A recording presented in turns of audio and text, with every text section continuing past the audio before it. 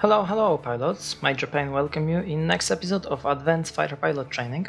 And in this episode I will talk about additional tips for dogfights, last ditch maneuvers, tactics, picking up right targets for kill, how to analyze battles and read the hidden information on report after the battle, how to find information about the planes which are not available in a game client, and lots of examples also, so let's go into it. So here is a battle on tier 8, up against me is XF5 Pancake and it's Noble Q in it, so for those who don't know, he's a really good YouTuber and streamer which produce a lot of interesting content for this game. So what's interesting about this is that I could look into his stream after this battle and I see his perspective, how he see me and my action in a game. So I realized that what I'm doing here is a trick which I do quite often, but I never mentioned that in any of my previous video about maneuvers or tactics, and it's a great tactic for fighter with advantage in firepower, and it's called simply a trap. So as the name suggests, we just set up the trap for enemy fighter to go head on with us. Okay, so this is how the trap is going. So first in this case I'm going for this rocket base and I see the very dangerous enemy, which is Noble Q of course. So I see him, but I don't want to go head on like this straight away, so I lower my nose down, so I want him to think that I'm going there, but I'm not aware of him, and in the last moment I just get into head on and I get him. So this is all about the trap, so we pretend that we don't see this enemy, and then in the last moment we go head on, we use our firepower, or in this case rockets, to get him out of the game, and simply I have like free pass on this rocket base now. I can easily take over because I have no opposition here. So this is it, that's the great tactic. I use that quite often. Now he's coming back very quickly, he's reborn very quickly and he's going head on, but now he's doing the evasive maneuvers, which are great, but what is he doing here wrong is he just avoid me, he's just not going into dogfight, which is a huge mistake.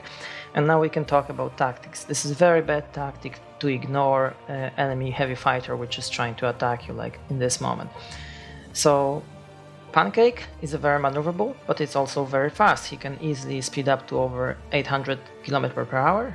I have the Pancake as well, so I know that he is able to stick with Me262 for long enough to give them some damage, but completely to ignore it's really a bad tactic on his part here. So it's just like free kill. I don't know what he's trying to do here, but there's another heavy fighter. That's a bigger threat for me. So we exchanged some rockets, but I didn't use all my rockets. I just used 2 volume of these rockets. But he's as well like not really going into turn fight. Even if I have my tail damage, he still doesn't want to go after me. So it's really weird, and I'm not really recommend that kind of tactic. So the lesson here is try to fight. Don't ignore enemy fighter like this. So it's another attack on Noble Q here. He's doing good job to avoid that, and now I'm staying here with Me262. And I'm built for speed. I use the pneumatic control to make a sharp turn, not to get caught with this Me262. And what Noble Q doing here is going head on with me again. It's just like a free kill for me. And from his perspective is different. I'm just gonna show you that now. So first we have this trap, and it's interesting how the enemy can see us. So he sees that as a surprise attack, but it's a trap. I didn't think he'd be able to get his nose up. I can't do that. Yeah.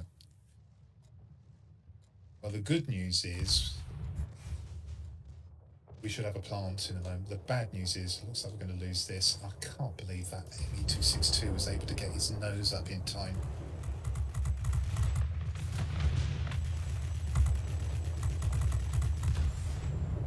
Fortunately, the other heavy drove him off this time now. I've got to try and avoid being hit by the AA.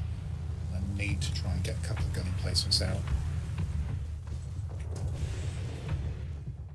So for me, this is example of avoiding dogfight, which is really bad. and do as much damage as possible. And now he's trying to leave the sector, I guess. But after this successful dodging me, he should engage into the dogfight, because I've been chased by other heavy fighter, and to leave your teammate on his own, it's really not a good idea. And then coming back to head-on attack, which is gonna take me a split second to finish off such a low HP plane.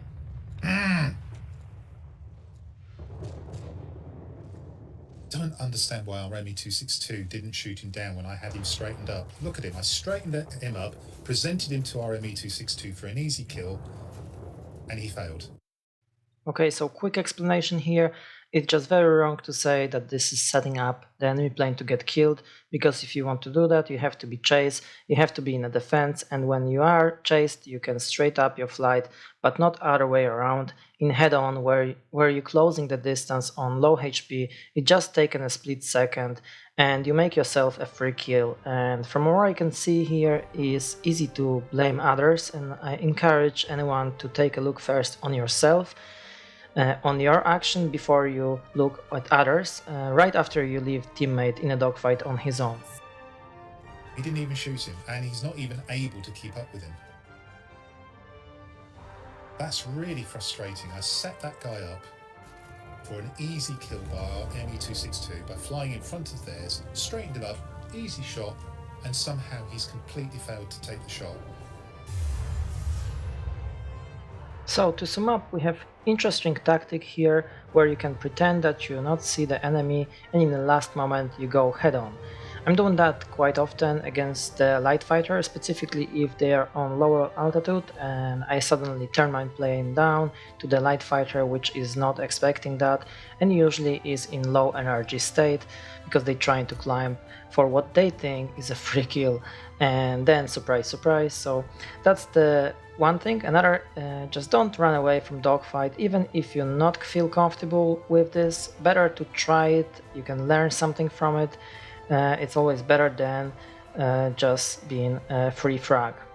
Now we are going into the last ditch maneuvers, and more precisely how to use the stall speed in your dogfight. So I have here a very good player in BF109K6, and this guy have like almost 70% of win rate on this plane. And what seems to look like surprise attack, it's actually not, because he did see me and he turned into me, and that's how we start this fight. So we are in a turn now, and we're slowing down. Thanks to this slowing down, I have better radius and I have this fire angle advantage, but as you see, he did the same thing, and his build for maneuverability is superior now, and he just get fire angle advantage, hit my wing. I repaired that, but I realize now I'm big shit now, so I'm trying to roll now and go into the rolling scissors, but I get the hit in my wing, and that caused me a crash. So this is very tough opponent. Time for a rematch. K6 is incoming on the right, we have to deal with him first. We're doing defensive maneuvers, not to get knocked out in a head-on. We get the pilot damage, we fix that. And K6 is doing that vertically, but we managed to slow down faster, so we're doing smaller circle, and that's give us this fire angle advantage now. But now it's another circle, and what we have to do now is to roll like into the rolling scissors like before, but this time we managed to fix our wing and we have the fire angle advantage, as you see, but that's still not enough, probably because of my poor aiming. And we're doing another circle, and we realize if we go another circle here, that may be very difficult for us to stay alive. So we dive here because we're gonna need to use the terrain and the stall speed, not only the stall speed, so we can use that as well. So we're going up, we're slowing down. By going up, we're slowing down even more. K6 is going right after us, and he actually gonna hit the wall here, but the main thing here is to force him to overshoot and go right up in front of us. So that's why we can slow down to our stall speed, and we may have a win thanks to that. But it's extremely difficult for RE 2005 Sagittario fight with K6, which is built for maneuverability. Of course, if you have fully built this plane for maneuverability, then you may have much easier time to fight K6, but that have other side effects with many other light fighters. Now we have this BF 209 tier 8, my favorite on tier 8 light fighter.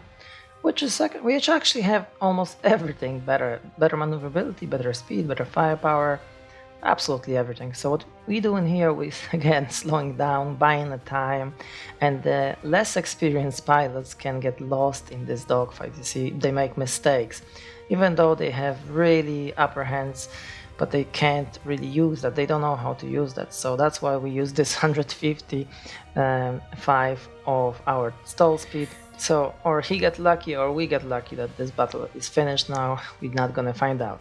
Okay, let's go to another example.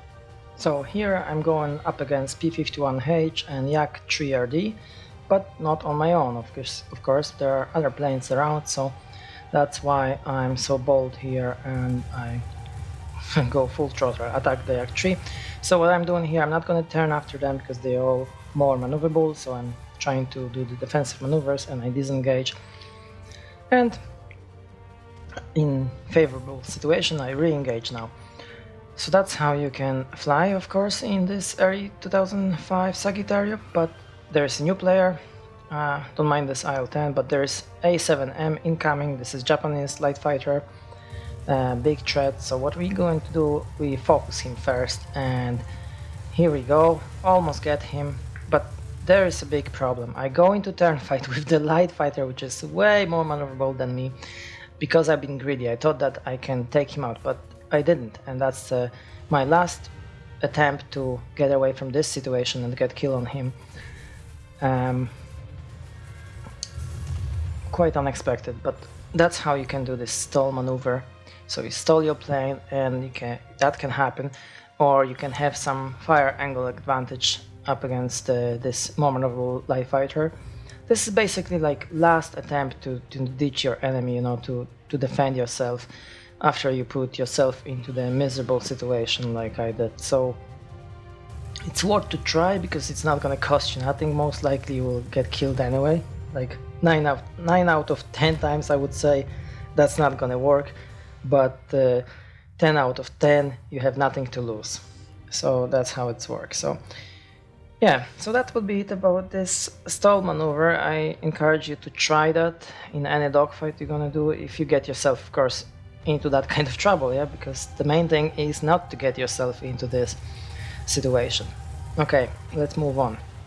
Okay, so that's another battle where we have Noble Q in his press account, I guess. And that's gonna be an interesting battle. I'm gonna speed up that a little bit. Okay, so that's my first kill, TU1. It's a danger opponent. Actually, it's gonna be the best player in this game. And the enemy already have this garrison in the middle, which is unfortunate. They did a really good job here and quickly. So I'm looking around here and I see that my factory is not been taken over.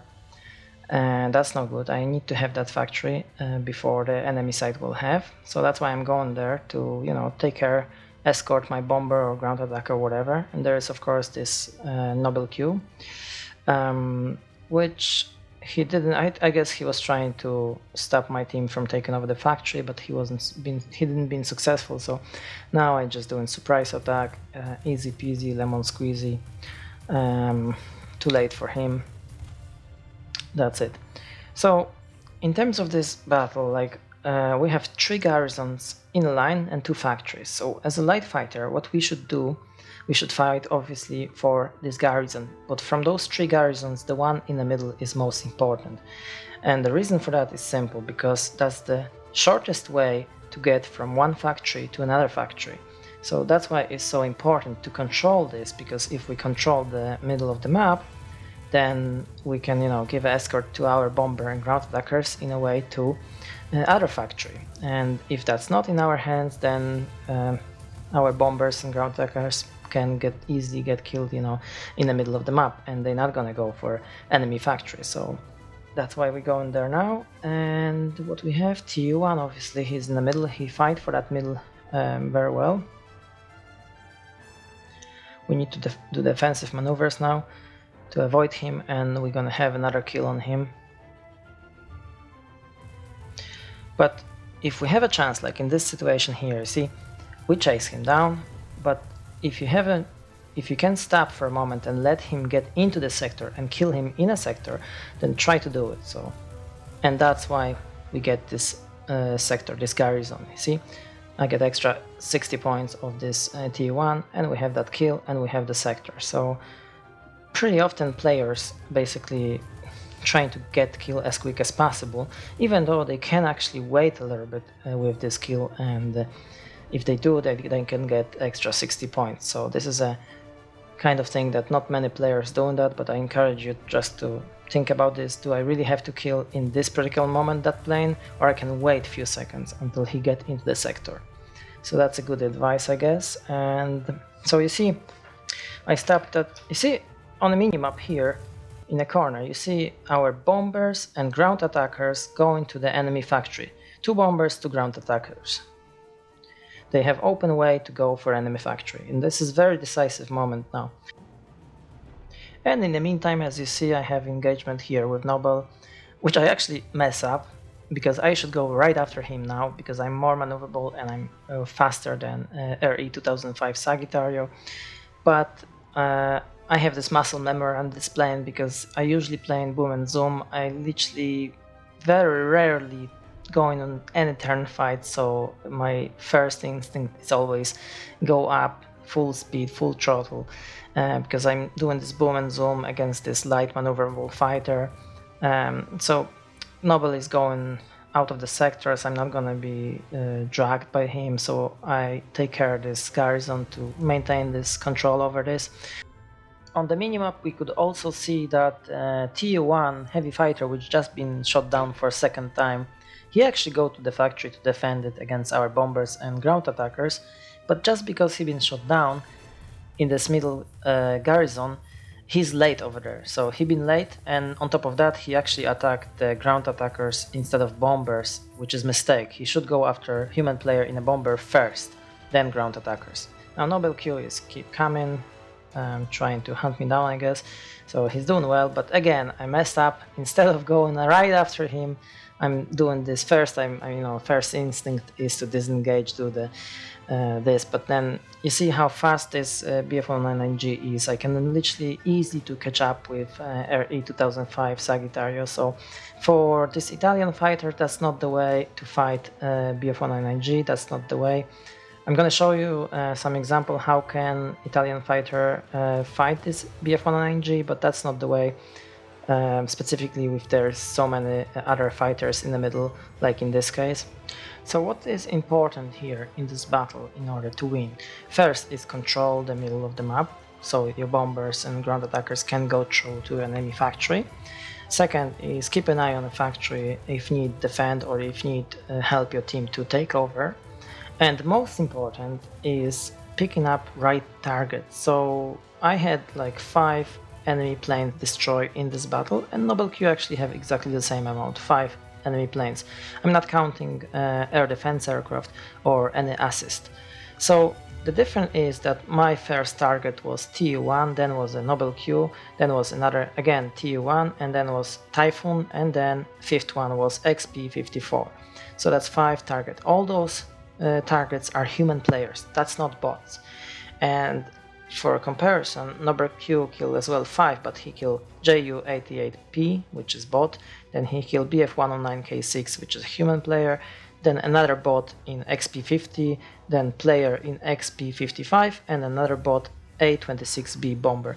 So from 5 enemy planes, he killed 3 bots. So this is a big difference, and on top of that, I didn't get killed even once, and Noble Q get killed twice.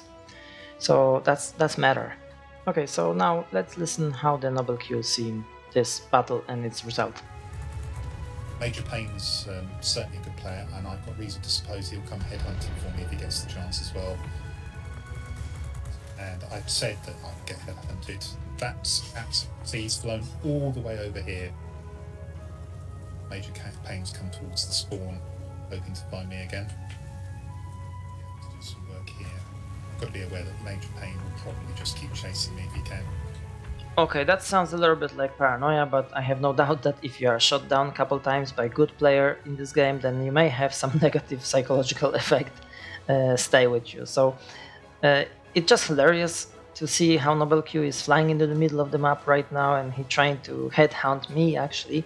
But he literally fly into the middle of the map where are multiple enemy planes, suicide mission, and then in the end is the best part when he tried to spin this into some sort of good thing like win and automatically blame his own team. I'm going to pull them out, but my team's nowhere and we need the plants anyway, so unfortunately we're not going to be able to win this. I haven't done anything wrong here. I've avoided the headhunter. Oh really, Noble, come on. With all due respect, everyone make mistake, and that's the one of them, okay? Let's move on. And for the fans of Italian light fighter, I'm going to show you how to deal with BF-109G. In this case, I'm trying to escape from this airfield which been taken over, and I'm being chased by BF-109G. And I'm going to show you here one circle fight. And in previous training video, I talked a lot about this one circle fight and two circle fight, but we focus on this one here. So where I see I can escape, so I'm turning back and I'm slowing down a lot. So two things happen. I have more time in head-on because I slow down, and then I will have smallest circle. So I'm doing this turn and my circle is smaller, and I had another fire angle advantage and I used that. And because BF-109G was chasing us at high speed, so his circle was huge. That's why we get this fire angle advantage, even though he is more maneuverable. So that was example for one circle fight, but it's a risky, keep that in mind. It's better to go for two circle fight. I just did it like that here. Anyway, let's move on. We will talk now about after battle report and how to analyze this report to have better clue what's happened in a battle, because obviously during the battle we were busy, we can't control everything, and sometimes we're wondering why did we lose this battle, what's happened, how did our opponents perform or our teammates perform and stuff like this. So basically that's what you see after every battle, and there's your personal score, and then we can move to our team score. So if we move to team score, we have of course two combat groups, and that just simply says how many each player have personal points, so that gives us like a general information how did players perform in battle. But obviously those personal points, that's not all, and if you want to have more information, for example this JU288, why did he only make 5000 personal points? So you just click left mouse on him and you get the detailed report, the same as you can see from your own battle. And all you need to do, just move your mouse, for example here, time player was destroyed, and if you hold your mouse here, then this is additional information that this player been destroyed twice by Dornier 335, major pain, and that says something. So this bomber had some opposition, and if you take a look for example on his sectors capture, so that, and you hold your mouse, then you see that he only captured the command center. So it's possible that this bomber been literally stabbed by taking any other sector, and that was actually what's happened in this battle. I actually hunt down this bomber, so he couldn't capture anything else. And that's one of the reasons why he have such a low score. Yeah, and there's a lot of information here. All you need to do, just move your mouse, you can find out how many capture points, and for, in this case, for attacking sectors, you can also have capture points for defending sector, like for example fighters can have that. So let's take a look. For example, in my team I have Hornet tier 7, very good score, like, you know, for very quick battle. So if we press left mouse on him, then we get detailed report of this player, what he did actually in battle. So we have his personal points, and there's list of for what he actually get those personal points. Then we have sector captures, so we find out that he captured forward airstrip and command center, two sectors, and then aerial target destroy, and you can find out which actually target he destroyed. So this is actually very important. If you take a look on aerial target destroy for fighter, you can find out who actually been killed by this player. So this player killed 5 times some heavy fighter from enemy team, air defense aircraft 1, and attack flight aircraft, which is bomber from the bomber formation from command center, and so he took down 3 bombers. So if we close that and we take a look on enemy team, and we can see that unfortunately, heavy fighters in enemy team, yeah, they are 2 bots. So Hornet did great result, yeah, this is very good result, but he actually handed down only bots in this game. So you see where I'm getting with this, yeah? You can have a good score, but that doesn't mean that you really contribute well to this battle, because killing bots is not the same if you kill the player, yeah? He didn't kill RE 2005, for example, yeah? If we go to RE 2005, he been killed twice by some 2 bots, Spitfire and Tempest, yeah? So we can find out that this player could be a good player still. I'm not saying that doesn't say that he's a bad player. I'm just saying that in this battle he hand down only bots, and we can go to XF5 and we find out this bot being killed 3 times by this particular player, yeah, in Hornet, and then Key 93 been killed twice, yeah. So if you're not gonna go into it like I did now, then you may have wrong conclusion what's happening in battle. You have to go into it. Like for example, if you lose the battle and you want to find out well, what your ground attackers was doing, for example. So you go into it and you can take a look how many sectors, how many capture points. So you see he took like 3 sectors, but his capture points is only 200, yeah? So that's saying that he didn't take those sectors on his own, definitely. He was like participating in taking over those sectors. He couldn't take them all, yeah? So of course that's I'm using this as an example because that was a very quick battle. I'm not saying that he performed poorly or something like that, because he had no time for that, yeah, to do better result. I'm just saying that there is additional information that can help you to understand what's happened in a battle, who did what, and who been killed by who.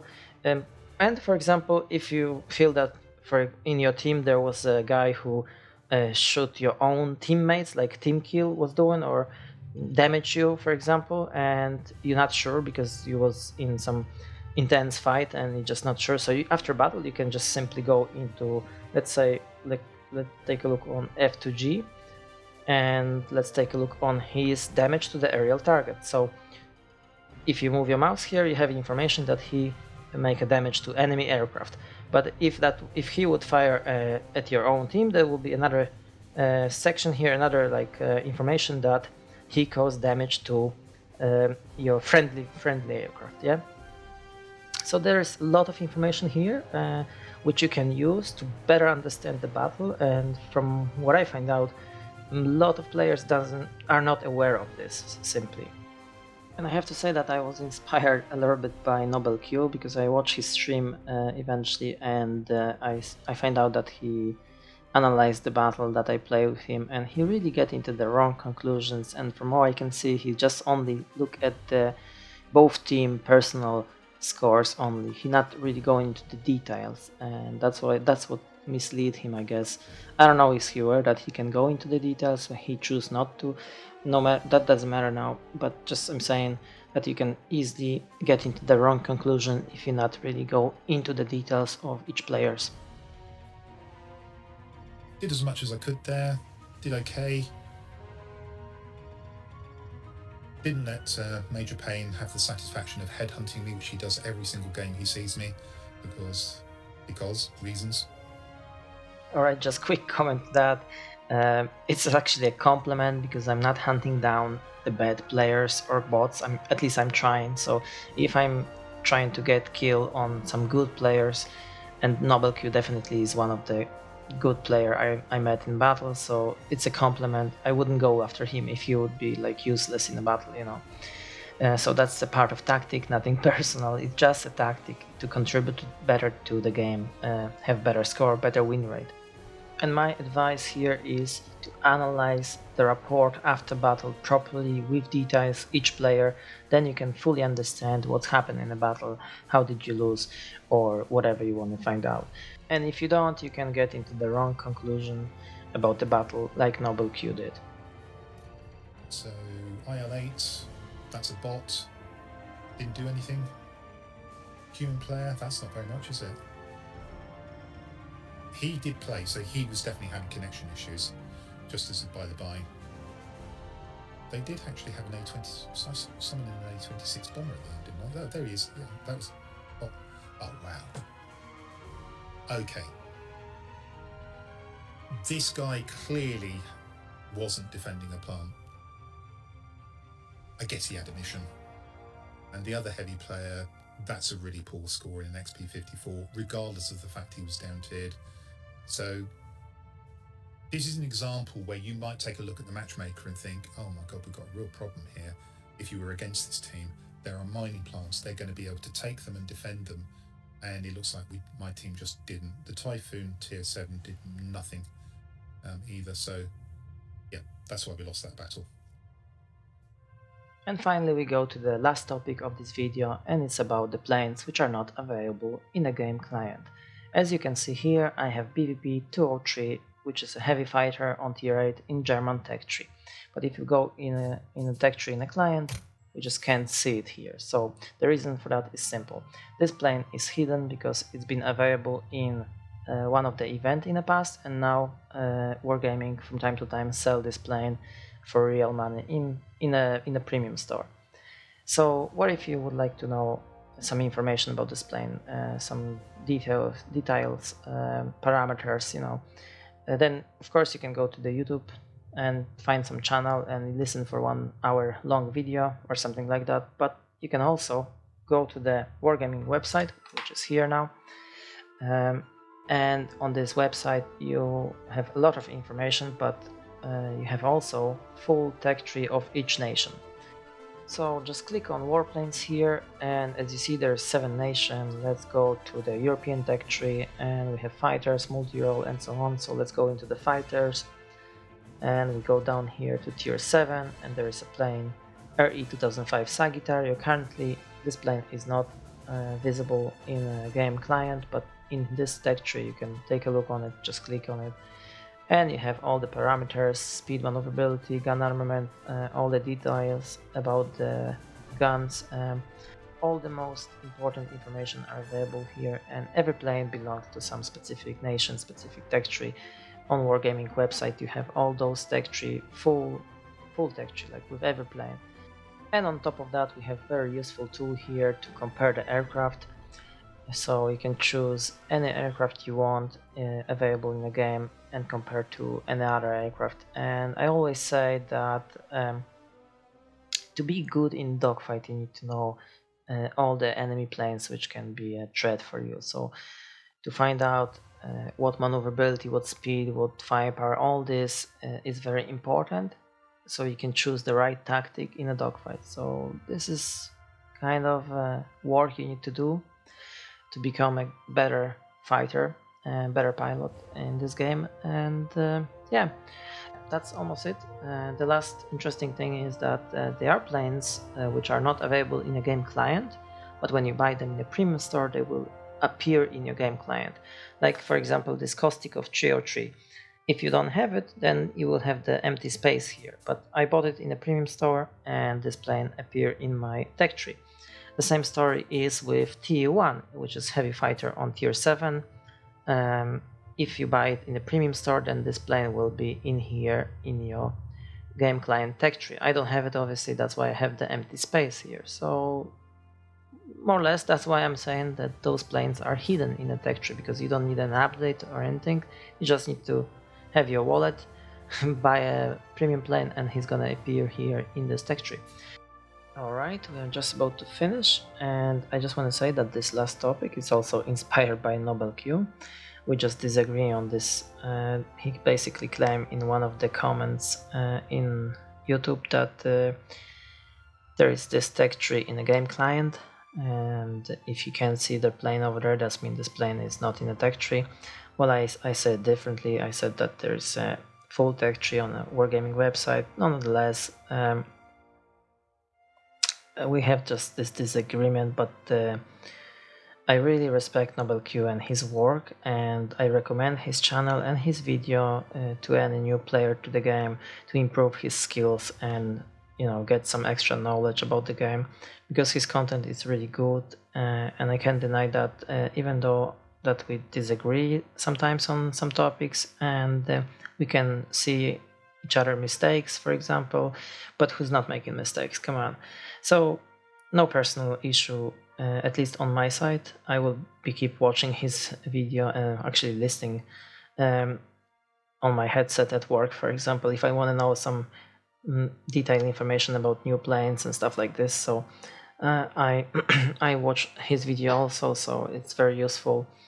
And yeah, right, guys, look, I think that's it. It's long enough.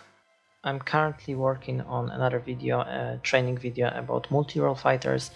That's going to be a little bit delayed, but hopefully it's not going to be that long. Anyway, guys, thank you very much for watching. I hope you like it. If you do, please leave a like and subscribe for future content, and have a good hunting. See you guys in the next one. Take care.